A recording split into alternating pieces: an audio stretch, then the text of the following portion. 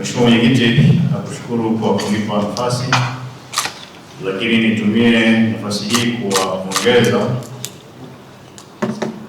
timu iliyoandaa bajeti hii. Jukumu ambalo liko mbele yetu sote ni kuhakikisha katika yale mapato ya ndani ambayo tunatazamia kuwa na bilioni 4 katika kipindi cha mwaka huu wa fedha unaokuja, ukilinganisha na kipindi kilichopita, bajeti hii ni kubwa zaidi. Hivyo yatupasa katika vile vyanzo vya mapato tuweze kuvisimamia kwa kina, ili hii bajeti ambayo tumeikusudia ya mapato ya ndani tu kwanza, mbali na ambayo tunategemea upande wa serikali kuu, tuweze kuyasimamia,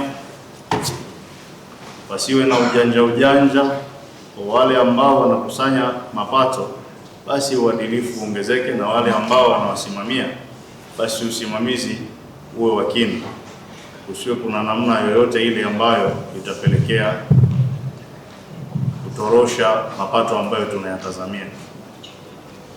Binafsi kama mwakilishi wa wananchi, nimekuwa na utaratibu wa kuonana na hizi taasisi kabla ya kurudi bungeni. Ni wapongeze watu wa TARURA.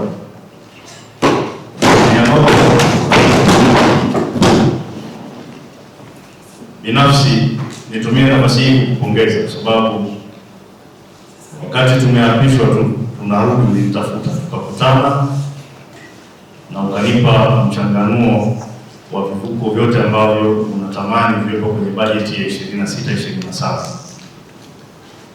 na kama ambavyo nilikwambia nilifanyia kazi na vyote niliwasilisha, na niko tayari kuendelea kuvifuatilia ili kuona walau vimeingizwa katika mpango 26-27. Lakini kama ambavyo tulizungumza katika ufuatiliaji wa kuanza mita 800 kuanzia kona ya Mrara kuelekea Ikulu, yale ambayo tulishauriana niliyatekeleza, na wewe mwenyewe umeona mambo yanavyokwenda. Kwa hiyo mimi tu niseme ninaahidi ushirikiano wakati wote. Kama mwakilishi wa wananchi, kwa dhamana niliyopewa, ninaahidi ushirikiano. Lakini yale yote ambayo tulijadiliana hata kwenye vikao vilivyopita, basi ndugu zangu wataalamu, tukapate kuyasimamia ili walau halmashauri hii iweze kupiga hatua. Hatutamani halmashauri yetu ya mji wa Babati ipate hati chafu, japokuwa tunatambua ya kwamba hati chafu wakati mwingine watu ambao ni wakongwe, kazi kubwa wanayofanya ni kuandaa tu mahesabu. Mara nyingi yakiandaliwa vizuri, wakati mwingine hati chafu, Mheshimiwa Mwenyekiti, inaweza isipatikane, lakini humo ndani kuna madudu ya kutosha. Kwa hiyo mimi ambacho naweza kusema, kwa sababu na mimi ni mjumbe wa kamati ya LAC upande wa Bunge, sitamani ikitokea halmashauri ya kwetu tunakuja huku, basi mimi nianze kuhangaika kusaidi upande wa halmashauri mpaka wenzangu wale waone hapa lazima Mheshimiwa mbunge wa Babati mjini anajama na watu wake. Natamani kila kitu kiende vizuri, tushauriane. Wanapohitaji kushauriana, mimi niko tayari wakati wote, lakini yale yote yanayohitaji kufuatiliwa kwa ajili ya kupatiwa ufumbuzi, mimi niko tayari wakati wote kuyachukua na kwenda kuyafanyia kazi, kwa sababu ndio majukumu yangu ambayo nimepewa na wananchi wa jimbo la Babati mjini. Lakini waheshimiwa madiwani kwenye maeneo yetu, hii miradi pia inapokuja, na sisi tuwe mstari wa mbele kuhakikisha kwamba hii miradi tunaisimamia. Lakini katika yale maeneo ambayo tunaendelea kuiomba serikali kuu fedha kwa ajili ya ujenzi wa pengine wa vituo vya afya, tunaomba ujenzi wa shule, basi na sisi tujiridhishe kwenye yale maeneo kuhakikisha kwamba tunapopata fedha sio ndio sasa tunaenda kuongea na wananchi wa yale maeneo kutuongezea maeneo, kwa sababu maeneo tulionayo ni yako finyu. Mheshimiwa Mwenyekiti, kama Mutuka, najua Mutuka mna ekari 7. Sasa upande wa Chemchem ambapo tunaomba shule.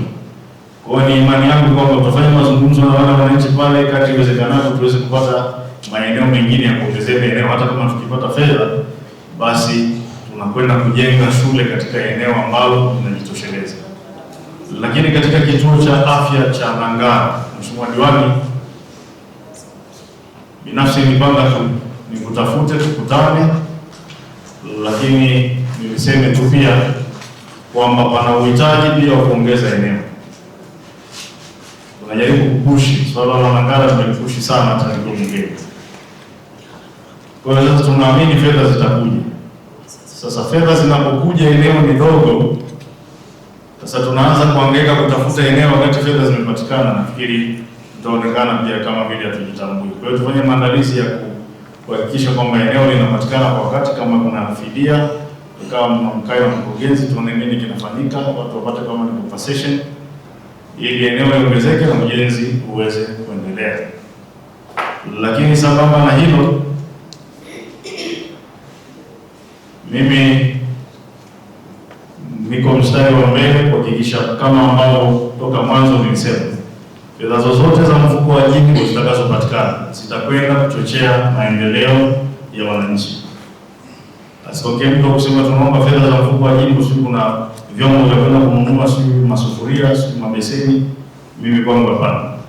Hela za mfuko wa jimbo tutazielekeza kwenye kuchochea maendeleo ya wananchi, na fedha zilizokuja milioni 63 na laki 3.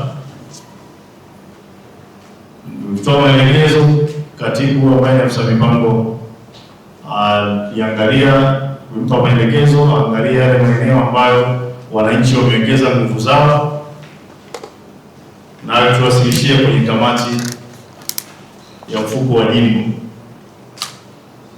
Yale ambayo tuliona yako sawa tuliyachambua, tukatoa mapendekezo pale, na fedha yote tulielekeza kwenye maendeleo ambapo wananchi wamechangia. Hakuna hata shilingi moja iliyokwenda pembeni.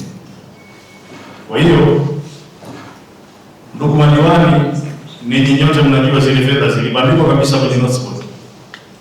Hakuna kata zote fedha zilikwenda. Kwa hiyo mimi ninaamini sasa tunapokuja na ile kamati ya mfuko wa jimbo kukagua zile fedha zimefanya nini, sababu lazima tuje tusikague. Huo ndio kweli, na lazima tuangalie best value for money.